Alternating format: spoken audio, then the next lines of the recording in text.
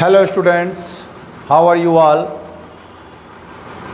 I hope and I wish to God that you all are be fine with your family with a great effort. I am Digvijay Singh. I will teach you maths of class 9th mathematics, that is quadrilateral. In previous video I have taught a lot of things about the quadrilateral, a lot of questions solved by me, a lot of theorems solved by me. Now today I will solve few more theorems for you and for your practice. That is in NCERT theorem 8.8. NCERT zone की हम बात करते हैं तो NCERT में theorem 8.8 that is the very most important theorem. With the help of this theorem you can solve a lot of questions. With the help of this theorem you can solve the midpoint theorem. Midpoint theorem भी 8.9 theorem आपका है, उसको हम लोग पढ़ेंगे, लेकिन पहले 8.8 theorem पढ़ना है कि 8.8 theorem क्या है. A quadrilateral is a parallelogram. A quadrilateral is a parallelogram if it's a pair of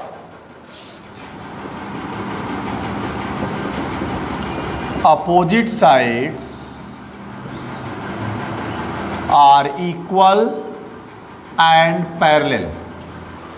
A quadrilateral is a parallelogram if a pair of opposite sides are equal and parallel. एक quadrilateral parallelogram होगा अगर उसकी कोई दो opposite side equal भी हो और parallel भी हो. तो क्या करेंगे, चलिए हम पहले फिगर बना लें बेटा.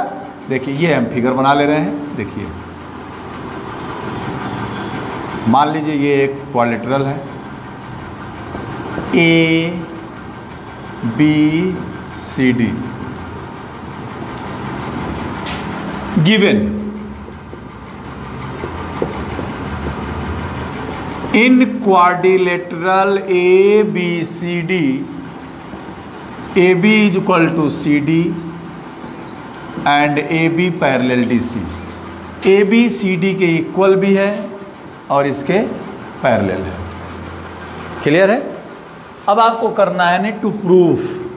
एग्जाम में ऐसा थोड़ा आएगा, तो थ्योरम एग्जाम में आएगा. Proof that a quadrilateral is a parallelogram if it's a pair of opposite sides are equal and parallel.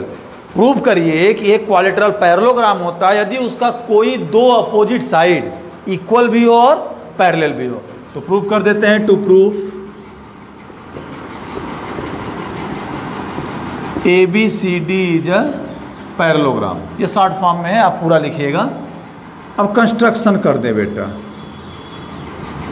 Construction कर दें. ज्वाइन AC, AC को हम ज्वाइन कर दें. ज्वाइन AC ज्वाइन कर दिया, कोई दिक्कत नहीं है, कर लिया ज्वाइन. अब देखिए proof.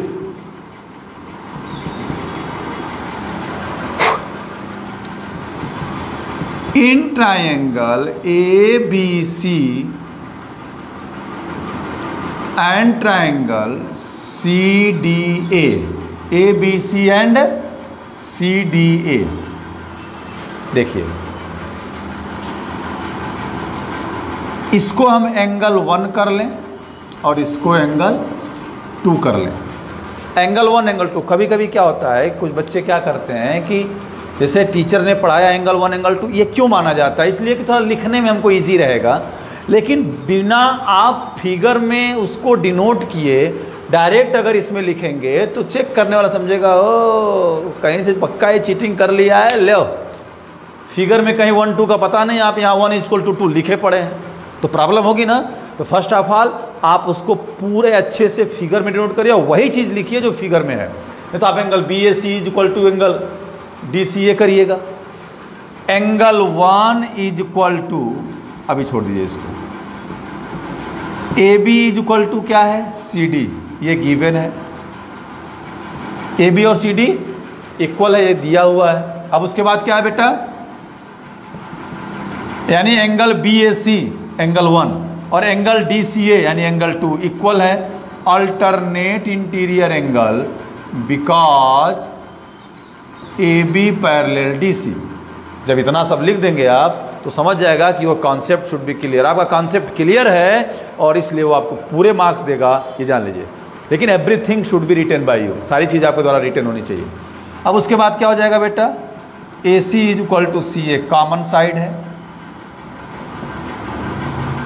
Therefore triangle A B C congruent triangle C D A by side angle side rule. Side angle side दोनों ट्राइंगल क्या हो गया, कांग्रुएंट हो गया।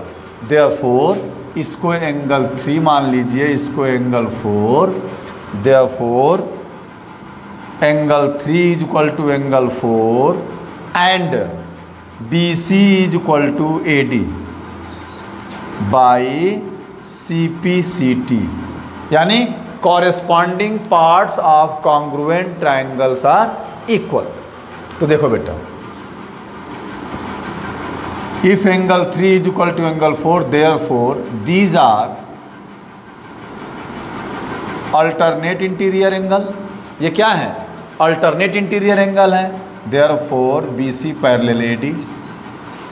तो BC और AD क्या हो गया, पैरेलल हो गया। तो फिर आराम से लिख सकते हैं, तो इन quadrilateral ABCD, in quadrilateral ABCD AB parallel DC and BC parallel AD, opposite side parallel हो गया। Therefore ABCD is a parallelogram, hence proved. हो गया हेंस प्रूव्ड, ABCD क्या हो गया, पैरेललोग्राम। यानी ये क्लियर हो गया, अगर कहीं भी किसी क्वाड्रिलेटरल में, अगर कोई क्वाड्रिलेटरल में कोई दो अपोजिट साइड इक्वल भी है और पैरेलल भी है तो वो पैरेललोग्राम होगा। ये जान लीजिए, ये 100% सत्य है। ये थ्योरम है, इसी बेस पे क्वेश्चन लगेंगे। आई होप आपको सारी चीज़ें क्लियर हो गई होंगी। Now I will solve another questions. ठीक है, बहुत सारे क्वेश्चन है बेटा, कुछ चीज़ें ऐसी हैं जो, बहुत सारे क्वेश्चंस हैं जो आपको पढ़ने हैं, अच्छे से समझने हैं। ठीक है, अब जैसे मान लीजिए इसी में मिड पॉइंट थ्योरम भी आपको पढ़ना है, अच्छे से पढ़ना है मिड पॉइंट थ्योरम, जिसके लिए हम एक अलग से वीडियो बनाएंगे मिड पॉइंट थ्योरम के लिए, वो वीडियो अलग रहेगा। तो कहने का मतलब ये है कि सारी चीज़ें क्लियर हैं। अब बहुत सारे क्वेश्चन हो सकते हैं, क्वेश्चन आपका बहुत सारे मिल सकते हैं। जैसे एक क्वेश्चन हो सकता है ABCD is a rectangle in which diagonal BD bisect angle B। Question इस तरीके से कि एक रेक्टेंगल ABCD है जिसका BD डायगोनल जो है एंगल B को बाइसेक्ट कर रहा है, तो क्या होगा, सो दैट ABCD स्क्वायर होगा। क्योंकि रेक्टेंगल के डायगोनल इस, देखो एक रेक्टेंगल है, ध्यान दीजिए बेटा, एक रेक्टेंगल है, मान लीजिए रेक्टेंगल ABCD है और इसका डायगोनल BD जो है इसको बाइसेक्ट कर रहा है, यानी ये एंगल इसके इक्वल है। आपको प्रूव करना है ये स्क्वायर हो, कोई दिक्कत नहीं है। तो ध्यान दो बेटा, ये क्वेश्चन क्या है, क्वेश्चन समझ लीजिए कि ABCD is a rectangle and diagonal BD bisect angle B, prove that ABCD is square given.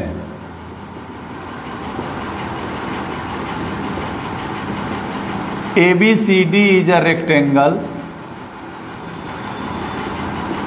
diagonal BD bisect angle B। To prove, क्या प्रूव करना है, ABCD is a square. ABCD क्या है, स्क्वायर। अच्छी बात है, देख लीजिए, प्रूव कर दीजिए। इसको एंगल 1 मान लीजिए, इसको एंगल 2, इसको एंगल 3 और इसको एंगल 4। तो क्या हो जाएगा, in rectangle ABCD angle 1 is equal to angle 2, BD bisect angle B।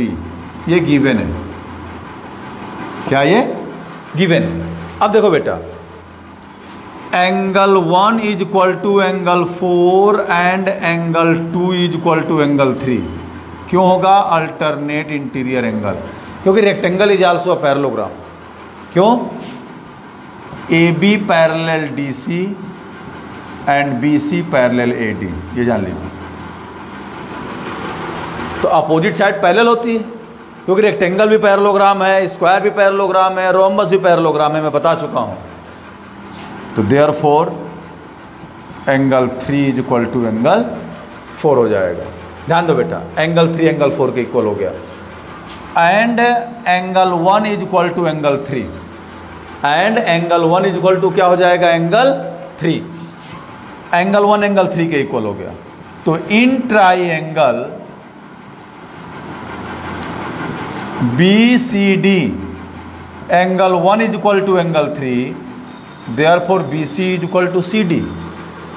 BC और CD क्या हो गया, इक्वल हो गया। इसकी जरूरत नहीं है। अगर ये एंगल 3 एंगल 4 हमको ये शो करना था कि शो करिए कि वो एंगल D को भी बाइसेक्ट करे, अब देन शो करिए कि वो ABCD स्क्वायर हो, तो इसको नहीं लिखता भाई।